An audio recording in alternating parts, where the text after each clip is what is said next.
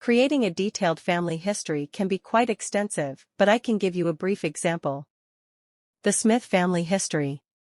The Smith family traces its roots back to John Smith, who immigrated to the United States from England in the late 1800s seeking better opportunities.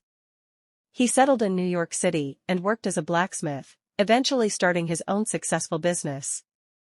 John married Mary Johnson, a fellow immigrant from Ireland, and they had 3 children, William, Sarah, and James. William followed in his father's footsteps and became a skilled blacksmith, while Sarah became a teacher and James pursued a career in law.